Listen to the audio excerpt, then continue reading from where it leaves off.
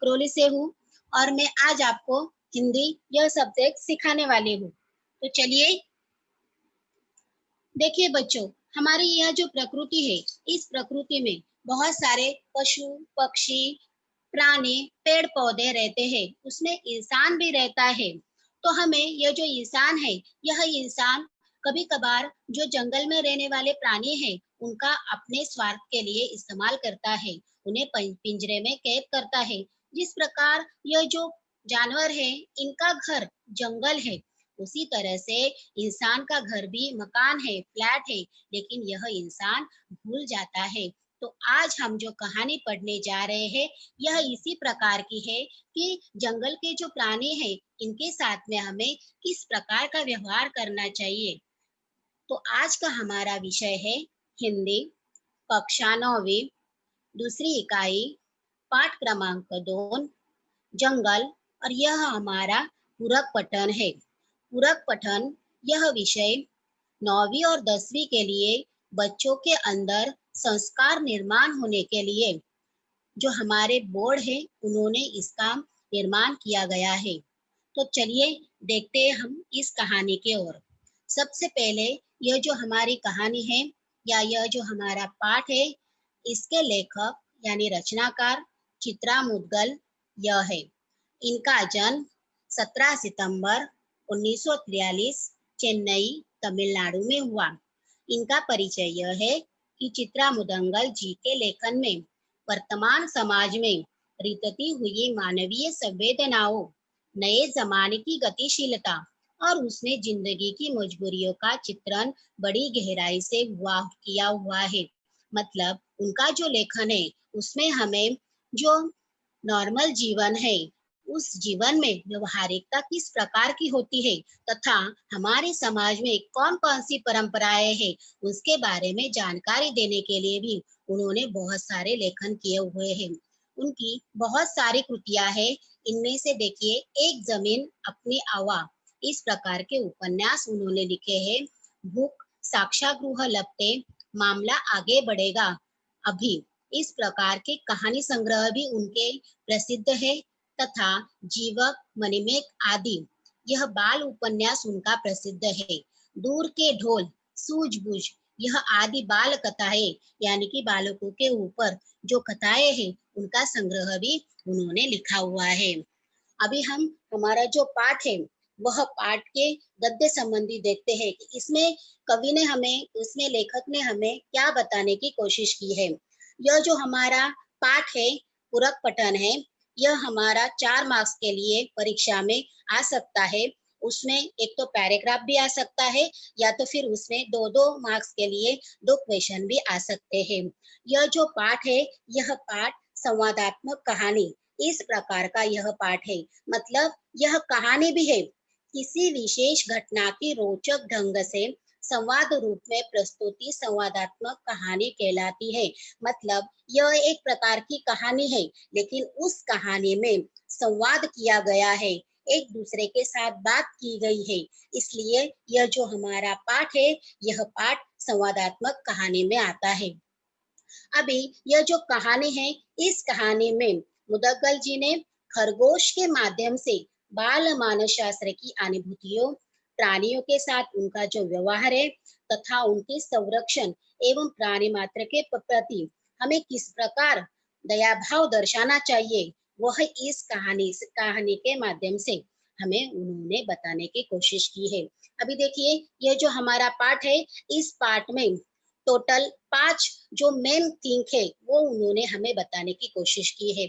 उनमें से हमारा पहला है बाल मानस की अनुभूति, यानी कि जो छोटे बच्चे हैं, उनकी विचार करने की क्षमता किस प्रकार की है, उसके बारे में उन्होंने हमें समझाने की कोशिश की है। उसके साथ प्राणियों के साथ में हमें किस प्रकार का व्यवहार करना चाहिए, अच्छा व्यवहार करना चाहिए, बुरा व्यवहार करना चाहिए, इसके बारे में भी उन्होंने इस कहानी से हमें बताने की कोशिश की है। प्राणियों का संरक्षण करना चाहिए। तथा चित्रा जी हमें यह बताना चाहती है कि जिस प्रकार हम हमारे बच्चों का संरक्षण करते हैं, उसी तरह से जो जंगल में रहने वाले ये हमारे प्राणी हैं, हम उन्हें जंगल से लाते हैं, तो उनका संरक्षण करना हमारी जिम्मेदारी है। यह भी उस इस कहानी के माध्यम से लेखिका हमें बताना चाहती है। उसके बाद है चौथा, प्राणी मात्र पर दया करना। हम बहुत बार देखते हैं कि बहुत सारे लोग पशुओं को अच्छा नहीं मानते, उनके ऊपर दया नहीं करते, मतलब उनको हमेशा मारते रहते हैं। कि ऐसे करना यह मानवता के विरोध में है। इसलिए वह हमें यह कहना चाहती है इस कहानी के माध्यम से कि जो पशु पक्षी है, इनके ऊपर हमें दया दिखानी चाहिए, उनका संरक्षण करना चाहिए, पशु पक्षियों को स्वच्छंद रहने देना चाहिए। जिस प्रकार हमें अगर किसी ने घर में बंद करके रखा तो हमें बिल्कुल भी अच्छा नहीं लगता, उसी तरह से हम उस पशु पक्षियों को क्यों घर में या पिंजरे में बंद करके रहते हैं, रखते हैं। उन्हें भी उनकी आजादी देना हमारा परम कर्तव्य है। इसलिए हमें क्या करना होगा, इसलिए हमें हमेशा पशु पक्षियों को उनके हिसाब से जीने देना होगा। मुक्त आकाश में, मुक्त नेचर के आकाश में उन्हें घूमने देना चाहिए। तो यहाँ पे ये जो कहानी है, इस कहानी में हमारी लेखिका जो चित्रा मुदंगल जी है, उन्होंने यह सारी बातों की ओर हमारा ध्यान परिवर्तित करने की, केंद्रित करने की कोशिश की है। तो चलिए हम देखते हैं हमारी यह जो कहानी है, इस कहानी के पात्र की ओर हम देखते हैं। उसमें से सबसे पहला हमारा जो मेन कैरेक्टर है, मतलब जो प्रमुख भूमिका में है, वो है मांडवी दीदी। वह एक अध्यापिका है, मतलब वो कॉलेज में पढ़ाती है। उसके बाद मांडवी दीदी का बेटा, उसका नाम शैलेश है। मांडवी दीदी की बहू, उसका नाम तविशा है। उसके बाद शैलेश और तविशा, इनका एक बेटा है, उसका नाम पीयूष है। उसके बाद और एक सहयोगी पात्र यहाँ पे बताया गया है, दिखाया गया है, अनिमा जोशी। वो मांडवी दीदी की सहयोगी है, मतलब वो कॉलेज में उनके साथ में पढ़ाती है। और एक पात्र दिया गया है कमला, जो झाड़ू पोछा करने वाली है, यह एक पात्र है। ओके, अभी यह जो हमारी सारी कहानी जो है, यह सारी कहानी यहाँ पे एक दो हमारे छोटे से नन्हे से जानवर है, पशु है, वो है घर में पाले जाने वाले जो छोटे से खरगोश के बच्चे हैं, उनका नाम है सोनू और मोनू।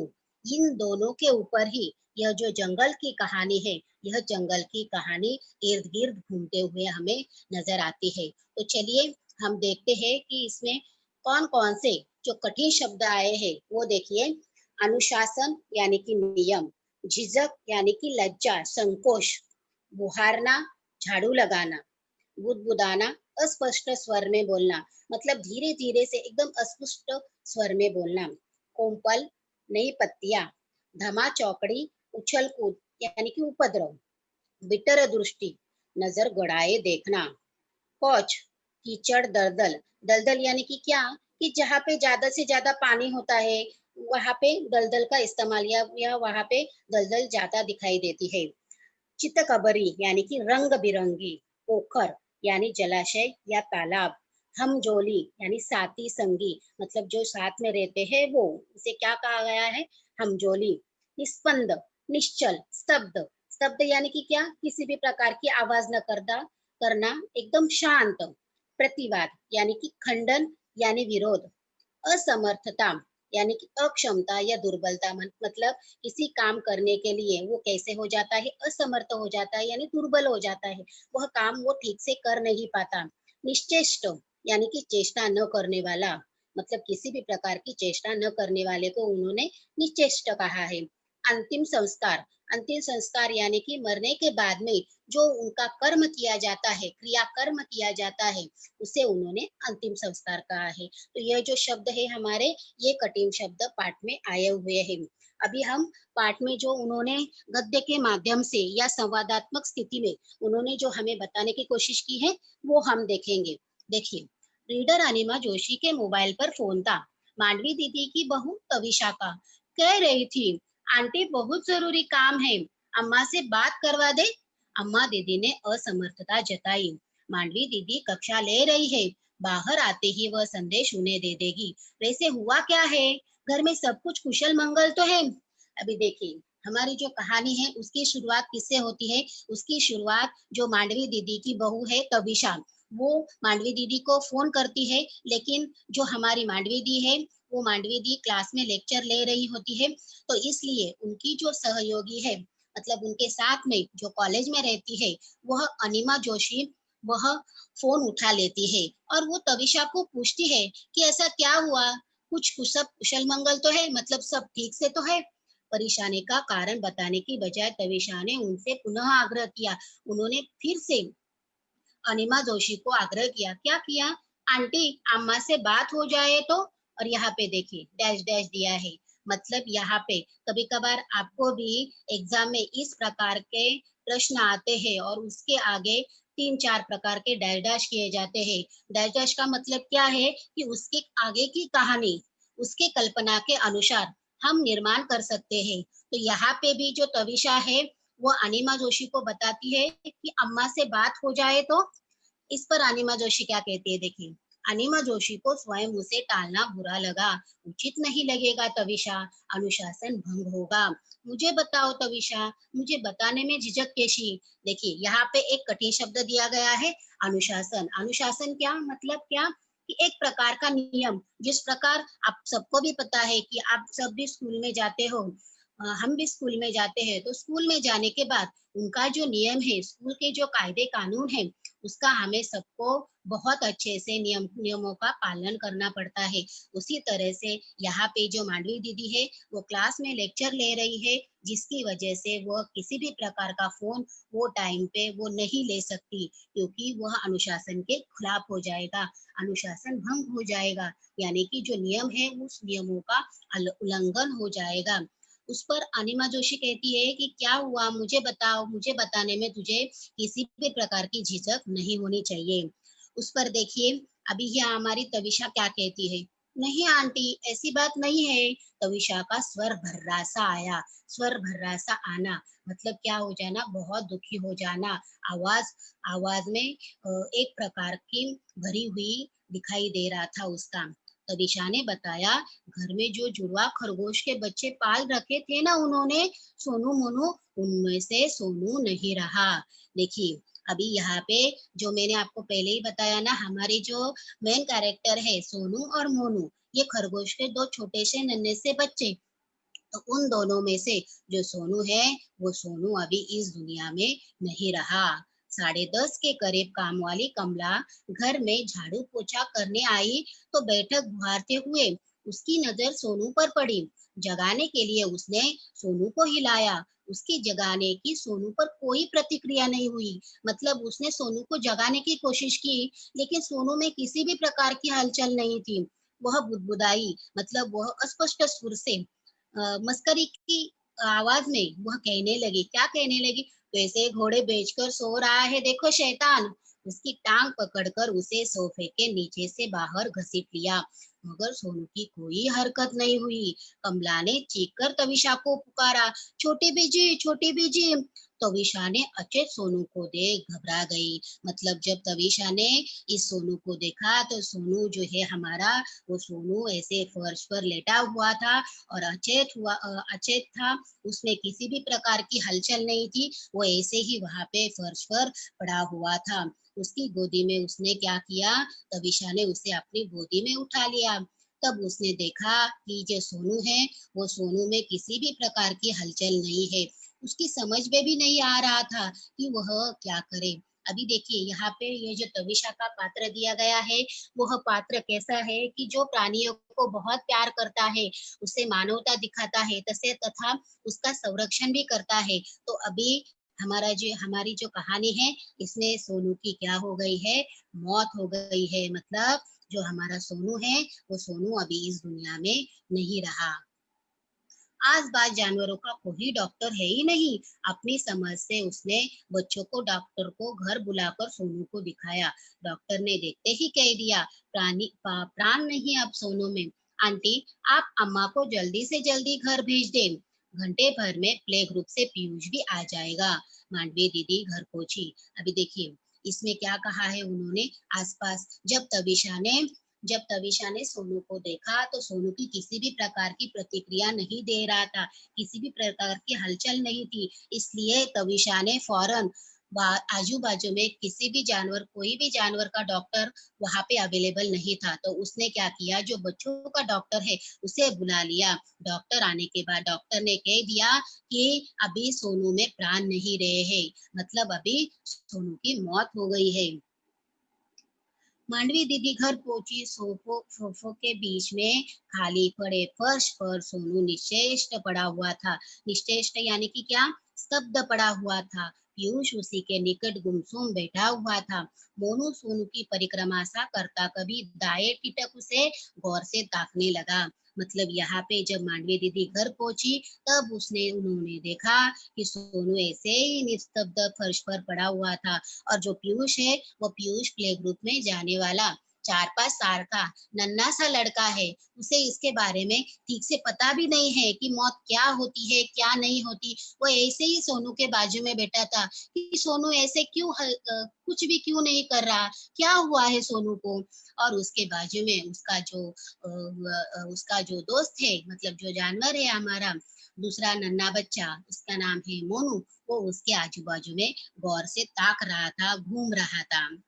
अभी देखिए, कभी बाएं से पीयूष की स्तब्धता तोड़ना उन्हें जरूरी लगा। नन्ही सी जिंदगी में वह पहली बार मौत से मिल रहा है। मौत उसकी समझ में नहीं आ रही है। ऐसा कभी हुआ नहीं कि उन्होंने घर की घंटी बजाई हो और दोनों लपक कर दरवाजा खोलने न दौड़े हो।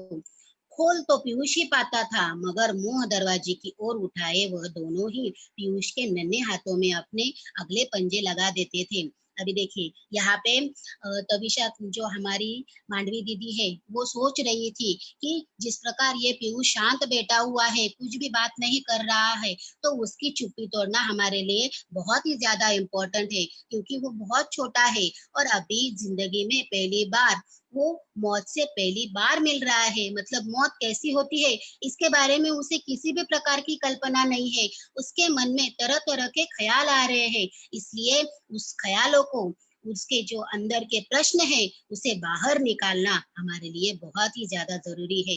और जब मांडवी दीदी उसके बाजू में आई तो पीयूष ने क्या किया, देखिए पीयूष का सिर उन्होंने अपने छाती से लगा लिया।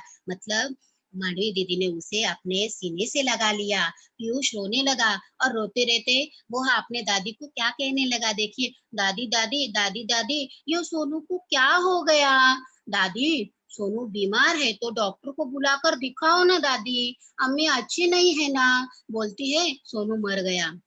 अभी देखिए यहाँ पे कितना भावपूर्ण, यहाँ पे जो हमारी लेखिका है उन्होंने हमें दिखाने की कोशिश की है कि यह जो पीयूष है 3-4 साल का छोटा सा नन्हा सा बच्चा है, जब उसने देखा कि सोनू की किसी भी प्रकार की हलचल नहीं है तो मांडवी दी ने उसे अपने सीने से लगा लिया। तो पीयूष जोर जोर से रोने लगा और उसने अपनी दादी माँ को बताया कि सोनू को आखिर क्या हुआ है, सोनू को डॉक्टर के पास लेकर जाओ ना, देखो ना हमारी अम्मी जो है ना वो बिल्कुल भी अच्छी नहीं है, वो बोल रही है कि सोनू मर गया है।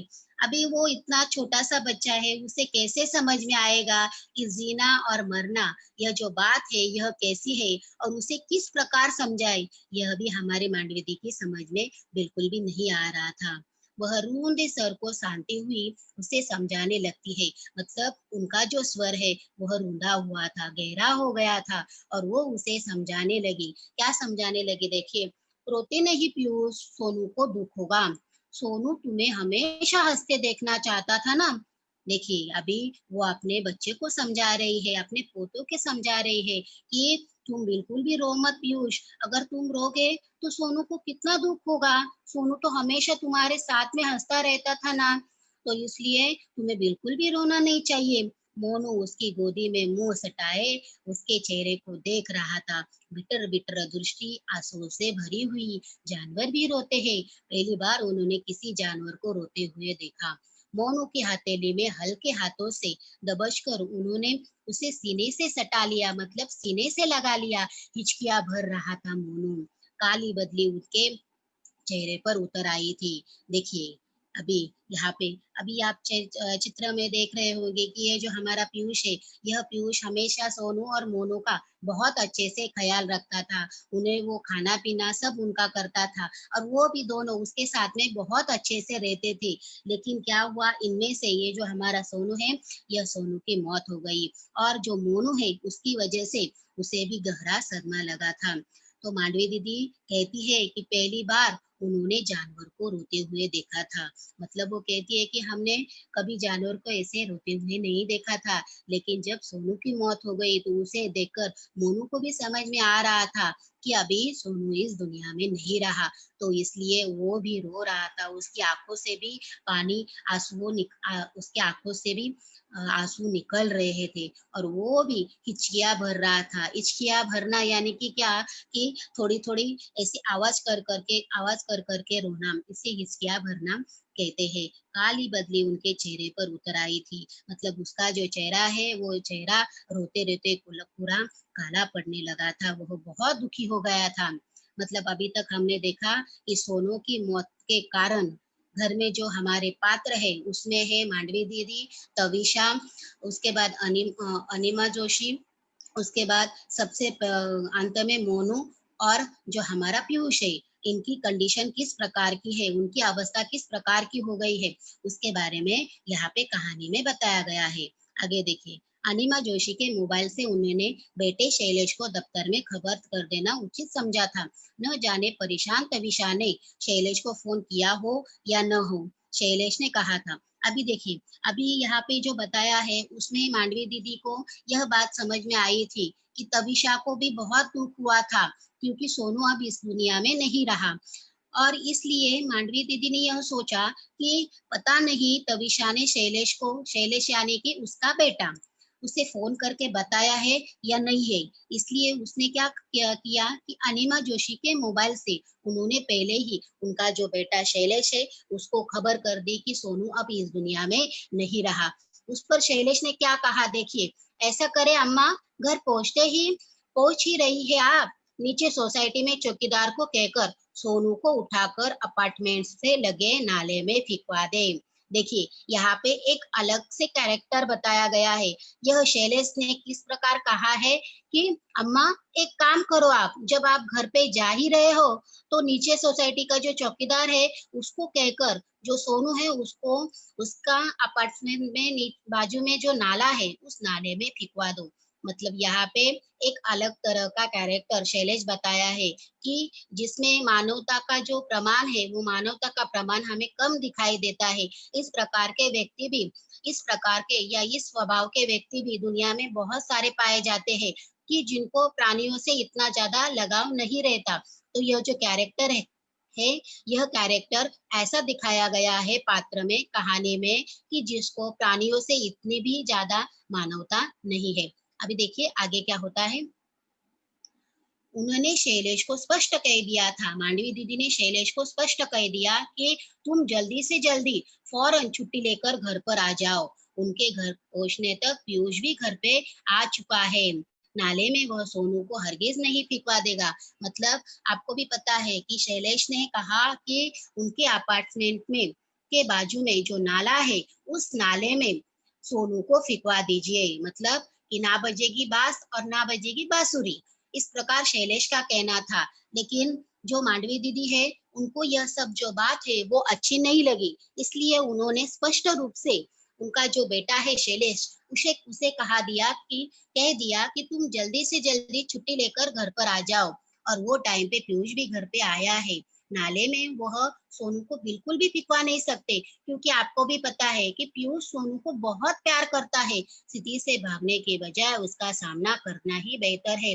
सोनू को घर में न पाकर, अभी आपको भी पता है कि आपके घर में अगर कोई छोटा बच्चा है तो वो टाइम पे अगर आपने किसी जानवर को पाला हुआ है, मान लीजिए आपने एक छोटी सी बिल्ली को पाला हुआ है, तो वो छोटे बच्चे क्या करते हैं, हमेशा उसके साथ में रहते हैं, खेलते हैं, साथ में खाना खाते हैं, प्यार भी एक दूसरे को वो बहुत ज्यादा करते हैं। और एक दिन अचानक वो घर पे आने के बाद उसने अगर बिल्ली को नहीं देखा तो क्या होगा, उसके मन में तरह तरह के सवाल निर्माण हो गए और उसे लगेगा कि आखिर उस बिल्ली के साथ में क्या हुआ है, वो कहाँ चली गई, उसे किसी ने खाया होगा क्या, उसे किसी ने चुराया होगा क्या, आखिर उसके साथ में क्या हुआ होगा। तो यहाँ पे भी ये जो पीयूष है, उसके मन में तरह-तरह के ख़्याल आने होंगे। अगर सोनू को ऐसे ही फिकवा दिया होता, तो सोनू को घर में न देकर पीयूष को लगेगा कि आखिर सोनू के साथ में क्या हुआ है? सोनू को किसी ने मार दिया, सोनू को किसी ने चुराया या मेरे दोस्तों ने तो सोनू को नहीं लेकर गए। इस प्रकार के तरह-तरह के सवाल पीयूष के मन में निर्माण हो जाएँगे और उन प्रश्नों का उत्तर देना घर के बाकी सदस्यों को बहुत मुश्किल हो जाएगा। यह बात का पता हमारी जो मांडवी दीदी है उनको था, क्योंकि वो एक अध्यापिका थी, इसलिए बाल मानस शास्त्र के बारे में, यानी कि बच्चों बच्चे किस प्रकार का विचार करते हैं उसके बारे में उन्हें अच्छे से पता था। इसलिए उन्हें बिल्कुल भी यह अच्छा नहीं लगा कि सोनू को ऐसे ही नाले में फेंकवा देना। तो उन्होंने क्या किया, उन्होंने शैलेश को कह दिया कि हम लोग क्या करेंगे कि हम लोग सोनू का अच्छे से अंतिम संस्कार करेंगे। अभी किस प्रकार अंतिम संस्कार होता है देखिए इसका। पोछताऊ शैलेश ने कहा। उस पर शैलेश ने मांडवी दीदी को कहा कि ठीक है, आपको अगर उसका अंतिम संस्कार करना है तो आप जैसा मुनासिब सबने समझे, आप जैसा अच्छा समझे, मैं घर पे पहुंच जाता हूँ।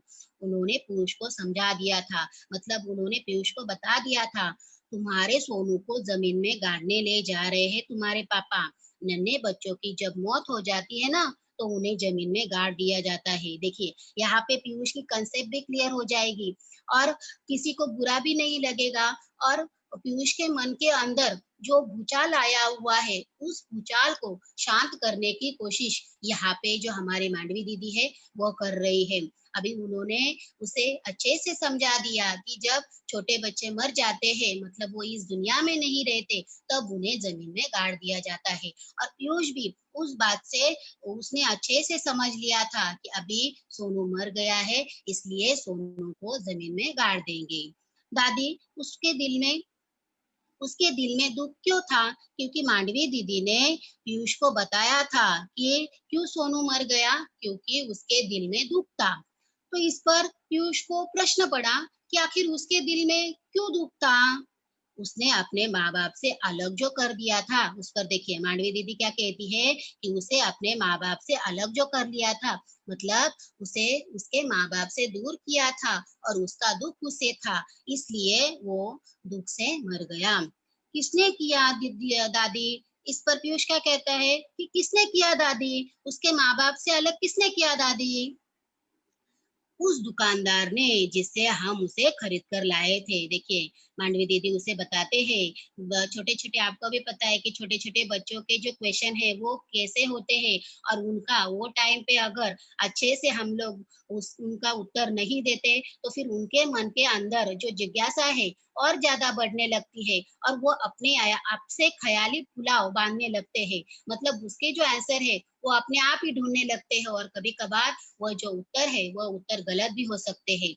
तो यहाँ पे मांडवी दीदी उसे कहती है कि उस दुकानदार ने जिस दुकानदार से हम खरीद कर लाए थे, दुकानदार पशु-पक्षियों को बेचता है ना, तुम ही बताओ माँ-बाप से दूर होकर बच्चे दुखी होते हैं कि नहीं? अभी देखिए मांडवी दीदी अपने पीयूष को समझा रही है कि अभी तुम ही मुझे मुझे बताओ कि माँ-बाप से दूर होकर कोई अच्छा सुखी रह सकता है? सबको दुःख होता है या नहीं?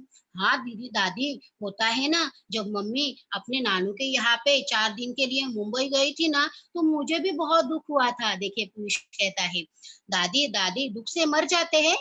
देखिए कभी-कभी पीयूष, अभी देखिए दादी उसे प्रश्न पड़ा कि दादी-दादी दुःख के कारण कोई मर भी सकता है क्या? इस पर मांडवी दीदी कहती है, हाँ, कभी-कभी पीयूष मर सकता है, सोनू भी मर सकता है। उस पर मांडवी दीदी कहती है, हाँ, मर सकता है। कैसे हट अभी देखिए, अभी तक का जो है उसमें हमने देखा कि सोनू की मौत हो गई है, उसके बाद में पीयूष के मन में जो तरह-तरह के ख़्याल है, उसके बारे में इन्होंने यहाँ पे कहानी में ज़िक्र किया है। अभी नीचे का जो पैराग्राफ है, यह नीचे का पैराग्राफ हम पास्ट में चले जाएँगे, मतलब भूतकाल में। जब वो टाइम पे जो हमारा पीयूष है, उसे खरगोश के बच्चे दुकानदार से लाने थे और घर में पालने थे और उसकी यह जिद थी। इसके कारण अंत में उन्होंने सोनू और मोनू को किस प्रकार लिया? इसके बारे में उन्होंने बताया हुआ है। देखिए, कैसे हट पकड़ लिया था पीयूष ने, घर में वह भी खरगोश पालेगा। अभी यहाँ पे पीयूष को क्या करना था कि घर में खरगोश पालना था और तोते का पिंजरा लाएगा, और उसने मन में भी सोच लिया था कि तोते का पिंजरा भी वो लेकर आएगा। तविश और शैलेश के संग महरौली शैलेश के मित्र के बच्चे के जन्मदिन पर गया था पीयूष।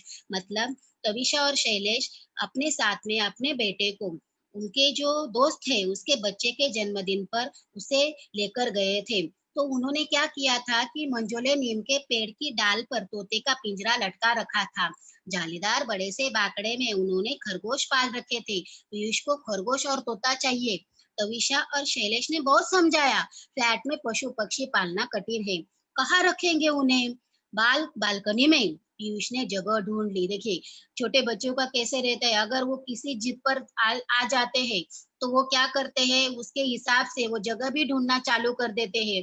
अभी इस पर शैलेश और तविशा ने उसे बहुत समझाने की कोशिश की कि हम हमारा फ्लैट छोटा है, उसमें हम खरगोश को और तोते को कहाँ पे रखेंगे। उस पर पीयूष क्या कहता है, बालकनी में रख देंगे।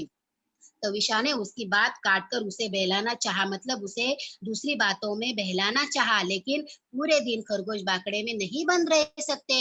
उन्हें कुछ समय के लिए खुला छोड़ना होगा। छोटे से घर में वे भागा दौड़ी करेंगे, सुसु छीछी करेंगे, उनकी टट्टी पेशाब कौन साफ करेगा, दादी करेगी। अभी देखिए, यहाँ पे तविशा और शैलेश ने पीयूष को बहुत ज्यादा समझाने की कोशिश की। उसको ये भी बताया कि घर में हम उसे कहाँ पे रखेंगे। उसके बाद ये भी बताया कि छोटे से बाकड़े में या उनका जो छोटा सा घर है उसमें खरगोश नहीं रह पाएंगे। उसके बाद में उन्हें उन्हें ताजी हवा में छोड़ना पड़ेगा। इस छोटे से घर में वो कैसे भागा दौड़ी करेंगे, सुसु चीची करेंगे, मतलब उनकी टट्टी पेशाब जो है वो कौन साफ करेगा। उस पर देखिए पीयूष क्या कहता है कि दादी साफ करेगी। इस पर तविशा और शैलेश उसे फिर से मनाते हैं कि दादी पढ़ाने के लिए अगर कॉलेज जाएगी तो उसकी उसके पीछे कौन करेगा। उस पर पीयूष क्या कहता है, देखिए, स्कूल से आकर मैं कर लूंगा। सारा घर हंस पड़ा। देखिए, मतलब यहाँ पे पीयूष क्या कहता है कि हाँ, दादी अगर कॉलेज में गई है ना तो स्कूल से आने के बाद मैं भी कर लूंगा, मैं उसको सब साफ कर दूंगा, लेकिन मुझे खरगोश और तोता चाहिए ही चाहिए। सब लोग तब और चकित रह गए, मतलब अचंभित रह गए, जब पीयूष ने दादी को पटाने की कोशिश की कि दादी दादी उसके जन्मदिन पर कोई ना कोई उपहार देती है। क्योंकि पीयूष को पता था कि अभी पीयूष का जन्मदिन आने वाला था, और जन्मदिन आने के टाइम दादी उसकी बहुत लाडली, दादी का वो लाडला था, इसलिए जन्मदिन पर दादी जो मांगेगी वो मुझे देगी, ऐसा पीयूष को लगता था। इसलिए उसने क्या किया कि दादी माँ से हट करके उसने खरगोश और तोता दोनों को वो लाकर दे दे, इस प्रकार का हट उसने पकड़ लिया। निरुत्तर दादी, मतलब दादी के पास किसी भी प्रकार का उत्तर नहीं था, इसलिए वो उसे लाजपत नगर जो चिड़ियों की दुकान है, मतलब जहाँ पे पशु पक्षी मिलते हैं, वहां पे वो लेकर गई। पीयूष ने खरगोश का जोड़ा पसंद किया। उसका नाम क्या रख दिया गया, उसका नाम सोनू और मोनू, इस प्रकार दोनों का नाम रख दिया गया। सोनू मोनू के साथ उनका घर भी खरीदा गया। अभी ऑब्वियसली सोनू मोनू को उन्होंने खरीदा तो उनके रहने का इंतजाम तो उन्हें करना पड़ेगा ना, इसलिए उन्होंने जालीदार बड़ा सा बाकड़ा, मतलब उनका जो घर है वो उनका घर उनके लिए खरीद लिया। उस सोसाइटी के दूसरे सारे हमजोली बड़ी देर तक उनके हमजोली यानी कि क्या, उसके जो फ्रेंड्स है, उसके जो साथी है, जो बिल्डिंग में रहते हैं, बड़ी देर तक बालकनी में डटे खरगोश को देखते सराहते रहे और पीयूष के भाग्य पर ईर्ष्या करते रहे। अभी देखिए, अभी यह जो पैराग्राफ है, इस पैराग्राफ में किस प्रकार जो छोटे बच्चे हैं वो अपनी अपनी जो ख्वाहिशें हैं या जरूरतें हैं वो पूरी करने के लिए कितना मस्का लगाते हैं, इसके बारे में यहाँ पे जो हमारी लेखिका है वो बताते हैं। और ये जो छोटे बच्चे हैं वो इस प्रकार हट कर लेते हैं कि किसी ना किसी तरह से उनका कैसे भी करके हमें हट पूरा करना ही पड़ता है। तो यहाँ पे भी पीयूष ने दादी माँ से हट किया था कि उसे खरगोश चाहिए, इसलिए दादी माँ ने उसे लेकर जाकर दुकान में लेकर जाकर वहां से सोनू मोनू को खरीद लिया, उसका घर भी खरीद लिया। जब उसने वो बालकनी में रखा तो तो बालकनी में रखा तो बिल्डिंग में जो बाकी के बच्चे हैं वो बच्चे उसे ईर्ष्या करते रहे, मतलब जलन जलन करते रहे। कभी कभार बच्चे क्या करते हैं, अगर एक साथ में खेलते हैं तो एक ने अगर साइकिल लाई तो उसे देखकर दूसरा भी रोने लगता है, उसे भी उसी प्रकार की साइकिल चाहिए। एक एक ने अगर गाड़ी लाई तो उसे भी गाड़ी चाहिए। मतलब इस प्रकार बच्चे क्या करते हैं, अनुकरण करते हैं, जो सामने देखते हैं ना वही उनको चाहिए, और जब तक हम उन्हें लाकर नहीं देते तब तक वो चुप बैठते नहीं है। इस प्रकार का जो हठी स्वभाव है, उस हठी स्वभाव के बारे में यहाँ पे लेखिका ने हमें समझाने की कोशिश की है। अभी देखिए, इसके बाद में सोनू का अंतिम संस्कार हो गया। दूसरे रोज मतलब दूसरे दिन मोनू की कंडीशन क्या थी, वो मोनू की कंडीशन के बारे में यहाँ पे बताया है। सोनू तो अब इस दुनिया में नहीं रहा, लेकिन मोनू की अवस्था क्या हो गई है, क्योंकि दोनों एक दूसरे से बहुत प्यार करते थे, दोनों साथ में रहते थे, दोनों भी जानवर थे, हमारे छोटे से नन्हे से खरगोश के बच्चे थे, एक सोनू और मोनू, उनमें से सोनू नहीं रहा। अभी मोनू की कंडीशन कैसी है देखिए। दूसरे रोज भी मोनू सामान्य नहीं हो पाया। पीहू को भी दादी ने प्ले ग्रुप से भेजना मुनासिब न समझा। पीहू उसका घर का नाम था। पीयूष घर में रहेगा तो दोनों एक दूसरे को देख ढाढ़स महसूस करेंगे। उन्होंने स्वयं भी कॉलेज जाना स्थगित कर दिया। अभी देखिए, मतलब जिस प्रकार आप यहाँ पे देखिए कि जिस प्रकार हमारे घर में भी किसी की मौत होने पर दूसरे दिन किस प्रकार हम उसका शोक मनाते हैं, उसी तरह से यह जो सोनू है उसकी मौत हो गई है, और जिसके कारण दूसरे दिन जो हमारी मांडवी दीदी है वो भी कॉलेज नहीं गई, उसके बाद पीयूष को भी स्कूल में नहीं छोड़ा गया, और मोनू भी बेचारा रो रहा था। अपने अपना जो भाई है उसे वो इधर उधर ढूंढ रहा था, लेकिन उसे उसका जो भाई है वो किधर भी नहीं दिख रहा था, और जिसके कारण उसने आज कटोरी में से दूध भी नहीं पिया हुआ था। मतलब यहाँ पे प्राणी और जो हमारा मानवीय वर्तन है, उन दोनों का मेल यहाँ पे बांधने की कोशिश की गई है, कि जिस प्रकार व्यक्ति की मृत्यु होने पर उसके घर का मातम हो जाता है, माहौल किस प्रकार का हो जाता है, उसी तरह से इस घर में एक छोटे से जानवर की मौत होने पर घर में किस प्रकार की अवस्था हो गई है, इसके बारे में लेखिका ने हमें समझाने की कोशिश की गई है। अभी देखिए, अभी इसमें और एक बात है कि तविशा को इस प्रकार लगता है कि उसने अपना संशय मांडवी दीदी के साथ में जाहिर किया। क्या संशय जाहिर किया कि चावल और गेहूं में बहुत सारे सोन कीड़े, यानी कि जो कीड़े होते हैं वो हो गए थे। इसके लिए तविशा ने क्या किया था, डाबर की गोलियां लाई थी, मतलब जिसके कारण वो कीड़े मर जाएंगे।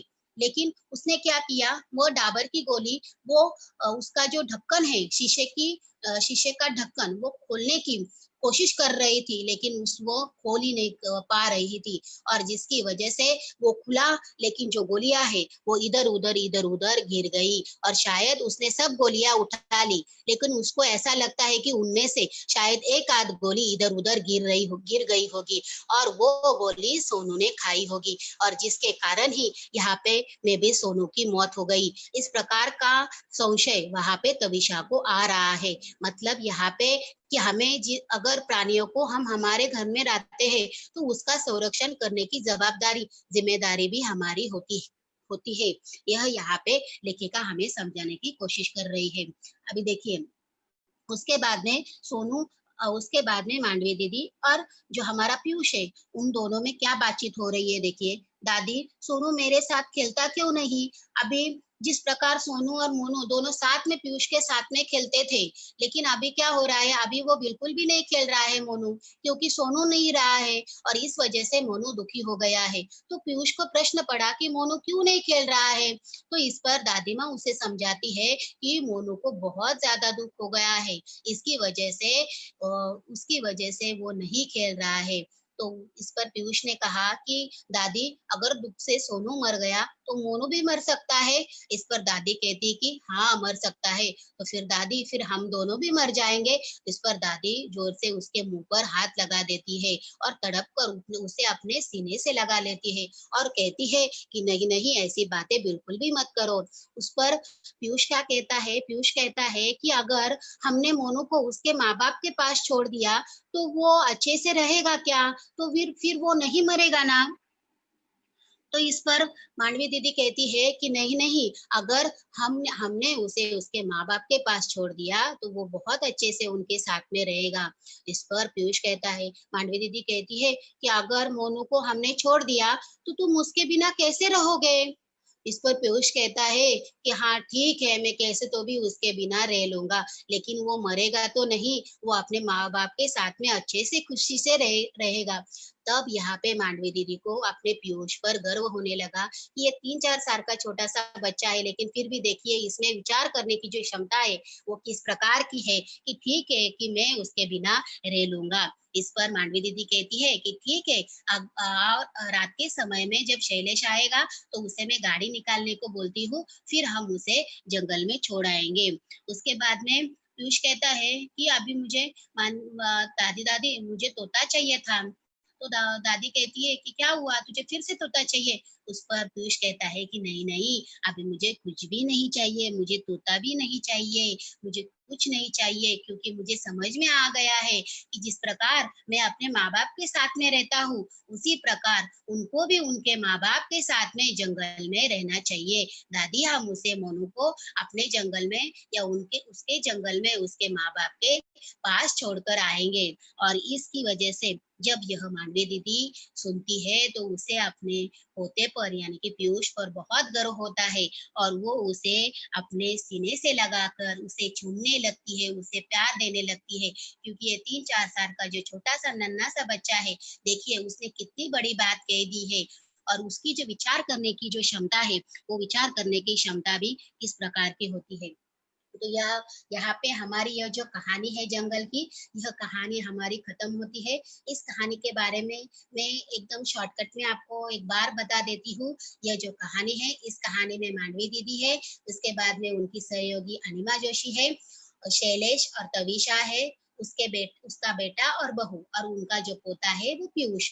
और इस कहानी में दो पात्र दिए गए हैं, एक है सोनू और मोनू। इनमें से सोनू की मौत हो गई है, और जो हमारा मोनू है, वह मोनू ऐसे ही इधर उधर घूम रहा था। फिर जब सोनू की मौत होने पर घर में उसका इंसान की तरह अंतिम संस्कार किया गया। और अंत में जब पीयूष को यह समझ में आया कि जिस प्रकार हम हमारे माता पिता के माँ बाप के पास में रहते हैं, उसी तरह से मोनू को भी अपने माँ बाप के पास रहना चाहिए, ताकि वह जंगल में अपने माँ बाप के साथ में खुशी से अच्छे से रह सके। और यहाँ पे ये जो हमारी कहानी है, यह कहानी खत्म हो जाती है। इस कहानी के माध्यम से हमें लेखिका ने बान मानस की अनुभूति, मतलब जो हमारे छोटे बच्चे हैं, यह छोटे बच्चे किस प्रकार विचार करने की उनकी क्षमता होती है, या किस प्रकार वो विचार करते हैं। वो हमारे जैसे स्वार्थी नहीं होते।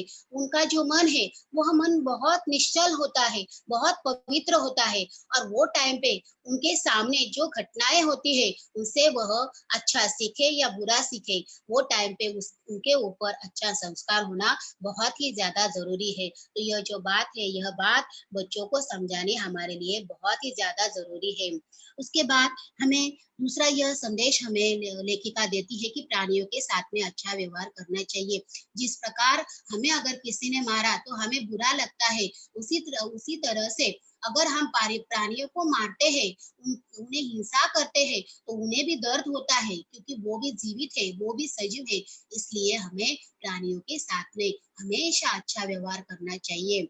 उसके बाद हमें प्राणियों का संरक्षण करना चाहिए। कभी कभार हम देखते हैं कि बहुत सारे बच्चे भी और इंसान भी अगर रास्ते से कोई डॉगी वगैरह चलते हो तो उसे भी मारते हैं, पत्थर फेंकते हैं, उनको बहुत मारते हैं। तो ऐसा बिल्कुल भी नहीं करना चाहिए, हमें उनका संरक्षण करना चाहिए।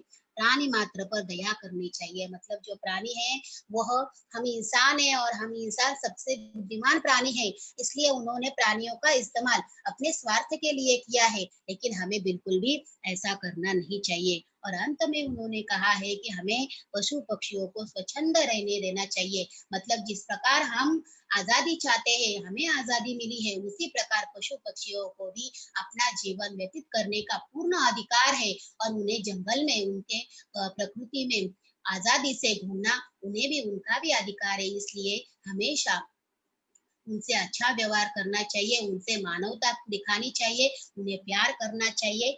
और इसके साथ साथ इस कहानी में हमारा जो इंसान है और जो प्राणी है, इनके बीच का जो रिश्ता है, उस रिश्ते को बरकरार रखने की कोशिश हमें करनी चाहिए और इस कहानी से हमें यह सीख मिलती है।